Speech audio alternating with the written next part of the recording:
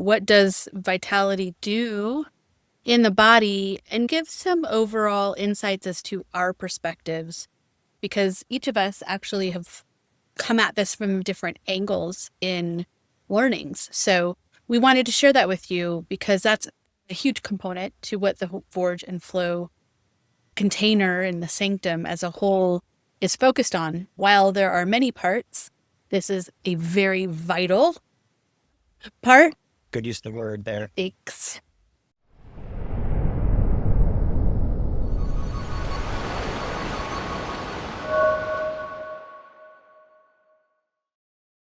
From an official definition standpoint, vitality is the capacity to live, grow, or develop, the characteristic principle or force that distinguishes living things from non-living things, or the physical or intellectual, or even could also say the emotional, spiritual vigor, the energy or liveliness.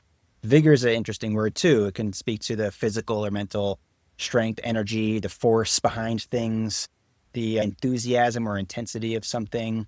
So vitality is that what makes the seed pop out and go through the earth and reach for the sun and start to put out leaves and flowers and reach higher and higher while rooting down. That is vitality. What makes our lungs expand and contract when we breathe? What makes our hearts beat? What makes our blood flow? What makes our emotions work?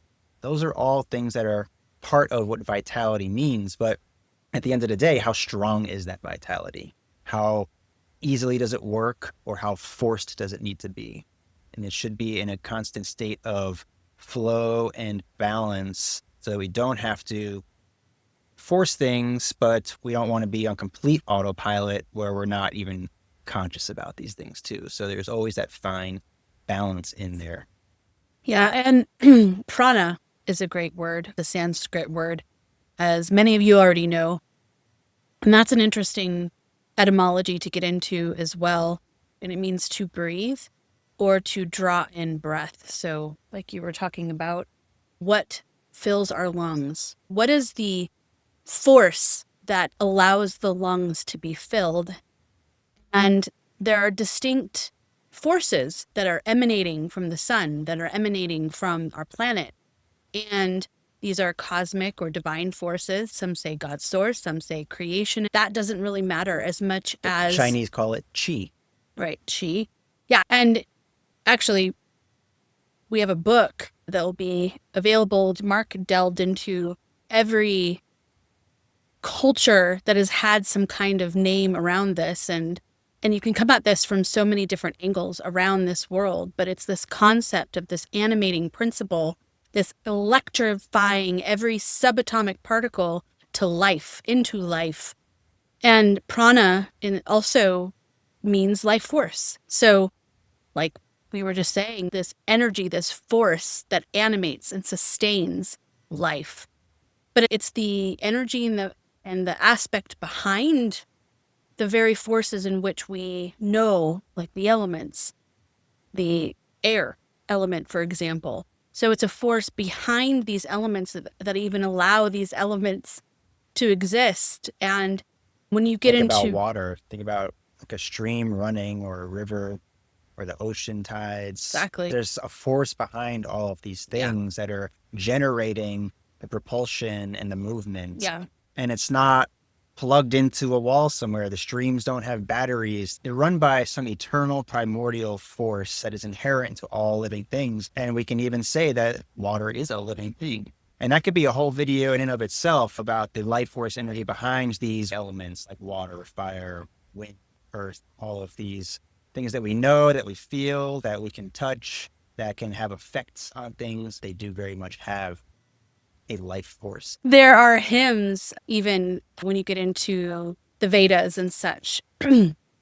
And it's these hymns are speaking to this prana, which is this ineffable life source and influence on the natural world, and celebrating the joy and abundance that is brought through even in the rain, the thunder, the flourishing of vegetation.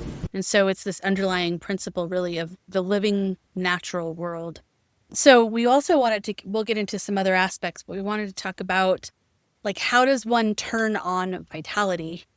And this is literally the foundational principles of what Forge and Flow is built on. So we could speak for years on this because there's a million ways to do these things, but we just thought we'd give some of our vision and our insights and our perspectives. Without making it a 47-hour-long video. I don't think anyone would watch that No, either. that would take a long time to upload, I think. If I think about this from my lens, it's really vital to look at vitality from all the vibrational layers and levels. So we are multidimensional beings. Too often, obviously, it's easy to get stuck in this world that we see. We can touch people and things. We can, but there's a whole aspect to the beingness of all things that is not seen on a daily basis, and that is a vital component to thinking of where vitality actually lives within the essence of our beings. And when we are turning on vitality, it's really drawing that breath of the life force in and allowing that life force to distribute throughout the body properly, and then to create that exhaust system. Because when you create energy, there's also a component that needs to be let go of. There's an exhaust system. So that whole system on all vibrational layers and levels needs to be working. The way that I look at some foundational principles, it's about anchoring into the body. So one thing about vitality and the life force and all of these aspects that we're talking about, it can't be felt unless you're anchored in the body. And it's easy to want to not be in the body. I spent many years trying to figure out how to get out of the body, running, going into those states of awareness where you're not attached, out of body experiences, things like this. But that's a really foundational component, is getting into the body, anchoring into the body. And there's a lot more around that. But when we see ourselves as multidimensional, we realize that what has been called, going back into these ancient or primordial healing practices, the chakra system, it's pretty simple, yet it's extremely complex, profound. Yeah. And I don't really say chakras anymore because as I have had visions and knowings on this, these are actual stargates connecting our essence into other realms simultaneously. Gateways. This is similar to the acupoints and acupuncture, the meridians. These are portals essentially within us and around us that connect us. Yep. And here's a quick blurb on that, because I think that this cartoon spelled it out so clearly and perfectly. And we love Avatar cartoon. It was an amazing series. So here's a little blurb on that. In order to master the Avatar state, you must open all the chakras. And tell me everything you know about chakras. What are chakras? Oh, I see. I guess we'll start with the basics. The water flows through this creek much like the energy flows through your body. As you see, there are several pools where the water swirls around before flowing on. These pools are like our chakras. So chakras are pools of spiraling energy in our bodies? Exactly. If nothing else were around, this creek would flow pure and clear. However, life is messy and things tend to fall in the creek. And then what happens? The creek can't flow? Yes, but if we open the paths between the pools, the energy flows. Now, we're going to go into some of these details, but I just wanted to share as well, purifying and cleansing. So getting back into the purity and organic nature of our bodies as sacred temples, not allowing synthetic aspects in. These are important points to being able to feel what life force, what vitality actually even feels, because once you feel that, you never not want to feel that again. And that there are days where you just can't feel it too. You can't always strive to feel this vitality all the time, because then you might be forcing it. And there are going to be days where there's going to be stressors happening and emotional imbalances happening. That's part of the wave of of life. That's forging and flowing. But isn't it? to know, to feel that vitality, you will want more of it. You will want to seek out ways to achieve that more, but know that things ebb and flow. It's totally it. And it's easy to forget that on days when you wake up and you're like, man, that was a rough night. And everyone that is here in this experience has those nights, has those days, has those experiences. But the other side to this is strengthening. We don't spend enough time in this realm talking about strengthening our bodies. And I'm not talking about going to the gym and lifting 3,000 pounds. And what I used to do, I used to go to the gym so much that I was like obsessed. I really put my body into too much stress. We'll go into this too. Those are things that actually can lead us away from experiencing our own vitality in our own way. And there's many other things, but mineral rebalancing in our bodies is so important, so imperative. Movement practices, tapping into the universal stream of life from meditation, and all of these things. This is really, if I were to say it in one little snippet, like how does one turn it on?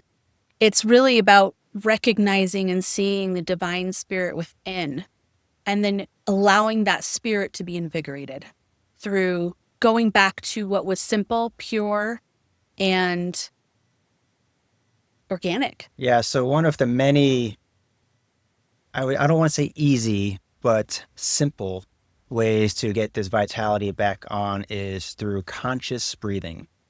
So we take a first breath when we enter this world, and we take a last breath upon exiting this world. And in between that expanse, our lifetime, we have a whole symphony of breaths. It's estimated that the average person breathes up to about 20,000 times per day. So times Without that, thinking, without even thinking, knowing. just it's on autopilot. And thankfully it's on autopilot. We don't want to have to force ourselves to breathe. That would be way too labor intensive and stressful and energy depleting at the same time. But in between these first and last breaths, we have a countless amount of breaths that we just don't even consider. When we bring our conscious awareness to these breaths through breath work, that changes a fundamental component of how we operate. For one, it calms us down. It just helps us slow down from the craziness of the day, from the craziness of life, and just anchoring into that essential core concept of what makes us alive is breathing. That in turn stimulates the parasympathetic nervous system, which is one of the two parts of the main autonomic nervous system. And that is responsible for the relaxation response. So again, bringing us back to that The rest, digest. the rest and digest phase versus the stress phase, which is essential to living. Stress is important in acute situations, but in chronic situations, which it has become in this world, we need to bring our conscious awareness to the fact that we need to just slow down and just calm down and reset. Another thing that the breath does is it helps to dilate the blood vessels. So that has huge implications and profound benefits by just bringing the blood through our system much more effectively and efficiently, creating better circulation, but also delivering oxygen and nutrients throughout the body much more efficiently. Like to those subatomic particles. All of the organs that need the nutrients that we take and the minerals, the bones, the tissues, all that stuff is there. We call cells. If there's blockages, then it's not getting to places. But when we open up our breath, very awarely open up our breath, and that's the inhale and the exhale, Awarely? 2 parts, awarely. I don't think that's a word. When we are very aware about opening up our breath, that's the inhale and the exhale together, 2 parts of one whole, equaling one breath. All of these systems fire back online, which is that vitality component. It can also bring focus and attention into what we're doing at the moment, getting into that present moment. Yeah. And that's a whole nother video too. Yeah. Getting into present moment. What does that really mean? And that allows our bodies to function much more optimally. Ultimately, it can calm the mind, reduce stress, bolster the immune system, increase lung capacity, and improve mental clarity. Who doesn't want those things? In addition, Natalie briefly touched on movement. Movement is also very essential to life. We are meant to move. Everything is meant to move. Even grass growing very slowly is movement. Water, air, all these things move. And it is very essential. Living a sedentary lifestyle is going to have some very negative impacts on us. Conversely, Well, it has had the driving. It's not walking anymore. sitting, driving, sitting at your desk all day, Yeah. and then going home, being so tired, sitting on the couch. Now, rest is important, of course, but Yeah. the constant inactivity just does really negative things to our body. Conversely, too much movement, what Natalie was speaking to, going to the gym, pushing yourself, running miles per day, and just overworking yourself, overworking your body is going to add stress to your body. So we have to find that balance. So restorative, low intensity movement can build strength while decreasing the stress on the nervous system. So that's practices like yoga, Qigong, Tai Chi. They build Like strength. strength training, even. And some with intensity bands, sometimes is something. good too, if you want to build some strength and get your blood flowing, but we have to be careful not overextend that. So the vitality component comes in when we have that balance of restorative and strengthening. Lastly, I just want to touch on water. So food is essential to us. We know that. And there's a million people talking about this diet, that diet, what's good for you, nutrient wise, but not a lot of people are talking about water. There's a lot of talk about clean water, but what does that really mean? Because it's clear? No, that doesn't mean it's clean. There's living water and dead water. Pristine, pure water versus essentially inorganic water that's full of toxins. You need extremely filtered water, not just filtered water. It needs to be extremely filtered to the 0.00 micron level. That's going to get out all of the rust, dust, and funk from the pipes themselves, from our water systems, toxins and chemicals, and all that the gnarly stuff out. Have to get chlorine and all of these additives like fluorides, things like that out. So extremely filtered. Reverse osmosis is going to help pull a lot of that stuff out too, to that 0.00 micron level. Deionizing the water. Now, this is talking about the charge of the water, and that can get very complex and scientific if you want to look that up. There's lots of information out there, but that's going to remove acids. So there's lots of acidity in the water that we drink, and that is not good for our vitality. We don't want acidic bodies. We want more alkaline bodies. Just like the batteries that we buy that are charged, they're alkaline batteries. Is a similar kind of relationship that our body holds in terms of the power, the fueling system in us for vitality is that alkaline component. So we need to get those acids out, and that's where deionizing comes in. Yeah. And after you get all the funk out and you get the water to this homeostasis point, it still is not really alive. We need to bring minerals back into it. Think about a stream meandering down through the mountains, touching all the rocks and mosses and all these things, picking up all of these minerals.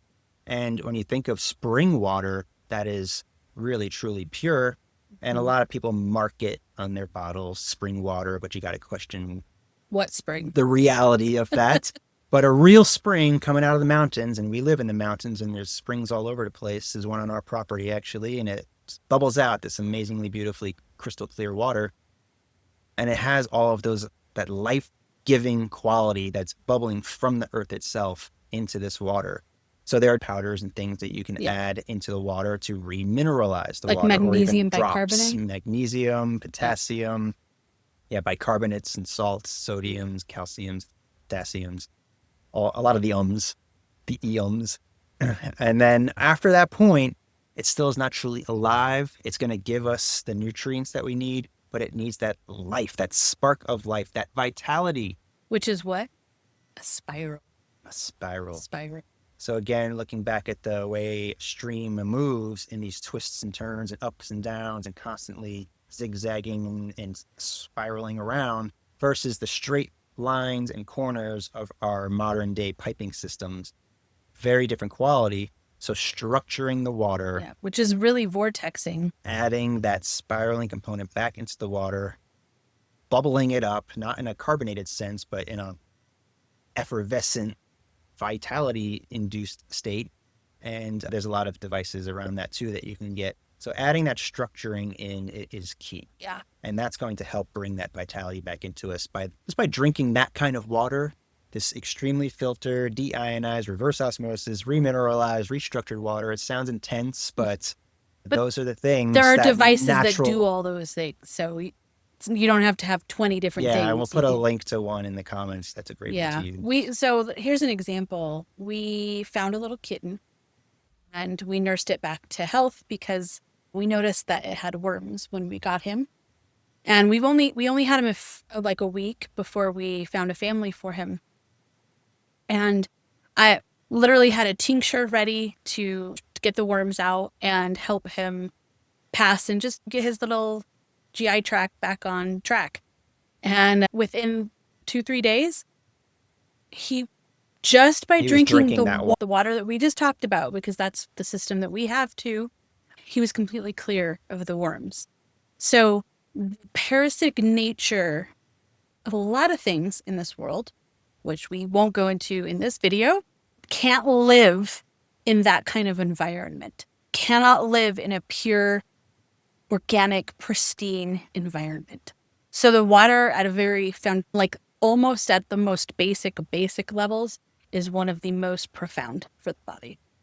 And we are made of structured water. Essentially, all of our cells are, probably heard, the body consists of 70% water, and those numbers can vary, but we are a lot of water. All of our cells are made of water, our organs made of water, but structured water. Yes. And that's how everything's held together into this materialness that we can touch and pinch and poke and prod.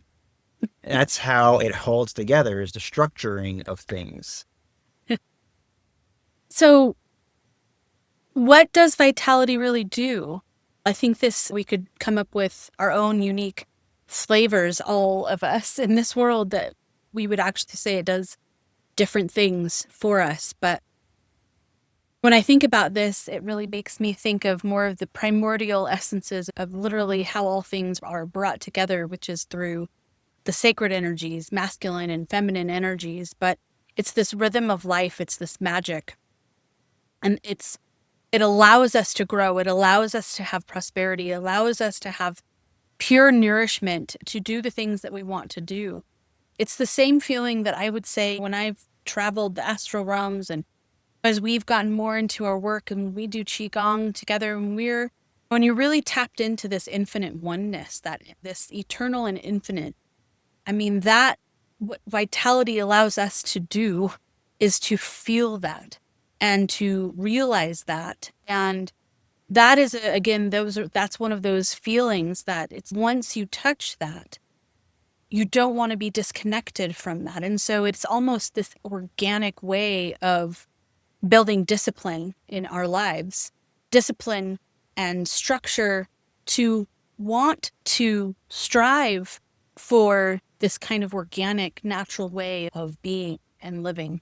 In terms of getting the sense of vitality within us, after we do these things that can help achieve that, it can bring a sense of awakening, a sense of greater awareness, more conscious thoughts, more balanced thought patterns. It can help balance the emotions. A huge component of becoming a balanced, holistic oneness with yourself is balancing those emotions and not getting stuck in the fear, the anger, the anxiety, the stress.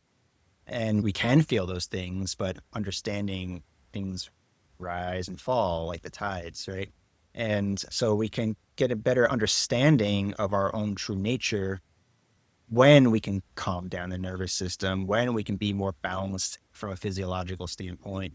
We can also open up our spiritual awareness, whatever that might mean for you. And for some, that could be a religion. For some, that can be some sort of tradition. For some, that can be just an awareness to the cosmos outside themselves and within themselves at the same time. It can be a lot of different things, but it can help open up that awareness and awaken what is inherently inside you. And that splendor that is within you that can become imprisoned in us through layers of muck and goo through this world, through conditioning, through any kind of societal or familial or socioeconomic pressures that we may find ourselves having to achieve something, be a certain place, be a certain person, and put this facade on. It can strip that off and get down to that core layer of who you truly are, which can unveil your passions, your purpose in life, and realign you with doing something in this world that you're meant to do, rather than falling into a profession or a career that feels very not you. And so it can elevate those emotions and those desires and those wishes and those just being able to feel all the things within you and become more holistic within yourself and within your relationships and within whatever career path you choose, and all of the things that might feel a little bit broken or misaligned in life, your physical health, even to some degrees too. It can just help if we're out here and we want to dial in, like you're dialing the radio knob, getting static, and finally you dial into that clear signal. That's vitality. Yeah. Yeah. And when you feel those things, and that's this word wholesome comes back into play. And when you feel whole, you feel more at one, like you said, with yourself, but also with other things. And that inner strength, this vibrancy, this energy, this aliveness, I always think of it as effervescence. Effortless. When you pop open something with carbonation and you have the bubbles on the top, that to me is, if I were to say, if you could look at vitality, that would be what vitality would look like, is that bubbly effervescence that is so alive and just invigorated in that spirit of whatever that thing is. Not flat. Not flat. Completely the opposite of flat. Thank you for tuning in to this video. Please subscribe. We're going to bring more and more content around forging and flowing through life. And we just want to always drop this in while being healers and in the world of these healing modalities. It's a wonderful service. But we want everyone to remember that it's about each of us taking responsibility for our own being, for our own healing, because you actually heal yourself. Yes. Thank you. Thank you.